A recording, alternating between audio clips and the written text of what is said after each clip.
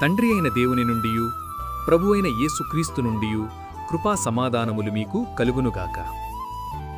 ఈరోజు దేవుడు తన పరిశుద్ధ గ్రంథములో నుండి మనకు అనుగ్రహించిన నేటి దేవుని వాగ్దానము మత్తయి 5:5.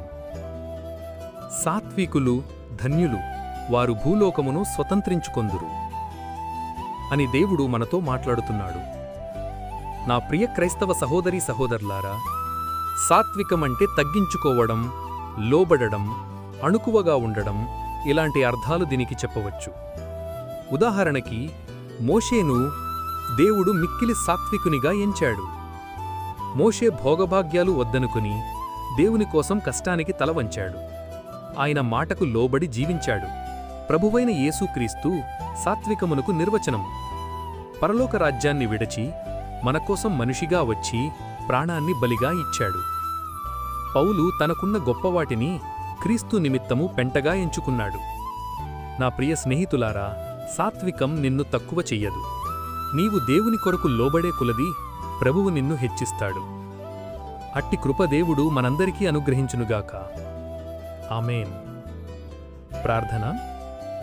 మహాపరిశుద్ధుడవైన మా దేవా, దయగల మా తండ్రి, నీ ఘనమైన నామానికి ముందుగా వేలాదిగా స్తోత్రములు చెల్లిస్తున్నాను.